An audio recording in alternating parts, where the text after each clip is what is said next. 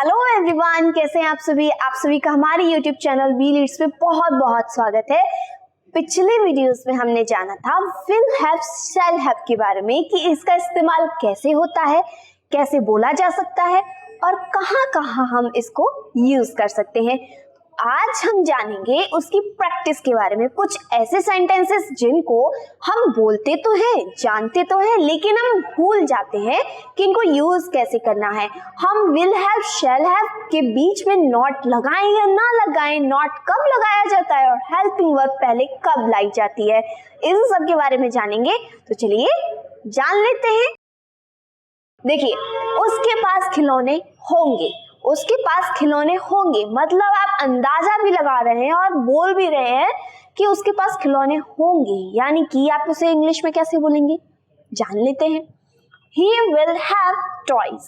He will have toys मतलब will have इसलिए लगाया क्योंकि सब्जेक्ट क्या है, सिंगुलर है, और सिंगुलर सब्जेक्ट के लिए हमेशा will have लगाएंगे।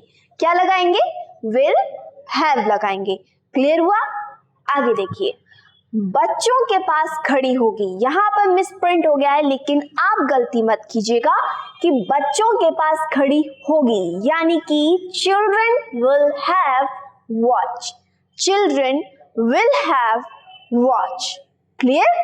आगे देखिए, उसके पास 5 रुपए होंगे, उसके पास 5 रुपए होंगे। 5 रुपए की बात की जा रही है, होंगे भी और नहीं भी होंगे क्या पता, तो आप क्या बोलेंगे? She will have 5 rupee. She will have 5 rupee. Will have मैंने आपको बताया will have क्यों लगाना है, क्योंकि सिंगुलर सब्जेक्ट है। क्लियर हुआ? आगे देखिए, तुम्हारे पास समय नहीं होगा, तुम्हारे पास समय नहीं होगा। अब क्या है? नेगेटिव सेंटेंस आया, नहीं होगा। अब आप इसे नेगेटिव कैसे बनाएंगे ये भी जान लेते हैं। You will not have time. You will not have time. Will और have के बीच में हमेशा not आएगा। आप याद रखना, will और have के बीच में हमेशा not आएगा। जब helping verb two syllables की होती हैं तब not उनके बीच में आता है। क्लियर हुआ? आगे देखिए, उसके पास मेज नहीं होगी। मेज का मतलब होता है टेबल, टेबल होती है, ठीक है। मेज को हम बोलते हैं टेबल बोलते हैं। Clear? He will not have table, he will not have table. मैंने आपको पहले ही बताया है विल और हैव के बीच में नॉट आएगा। क्लियर? आगे देखिए, हमारे पास अधिकार नहीं होंगे, हमारे पास अधिकार नहीं होंगे। Clear? We will not have rights. अब इसमें एक गलती है, आपने पहचानी? नहीं पहचानी? और आपने पहचानी है तो ये जायज है कि आप लोग हमारा वीडियो बहुत अच्छे से देख रहे हैं। मैंने आपको बताया कि प्लूरल सब्जेक्ट के लिए शैल का यूज करेंगे और विल हैव का यूज हम सिंगुलर सब्जेक्ट के लिए करेंगे। तो ये तो क्या है? प्लूरल सब्जेक्ट है ना, तो ये भी गलत हो गया है। यहाँ पे हम क्या लगाएंगे? शैल लगाएंगे। क्लियर? यहाँ पे हमारी गलती है, इसके लिए हमें माफ कीजिए। We shall not have rights होगा। क्लियर? याद रखिए, we shall not have rights. Clear? आगे देखिए,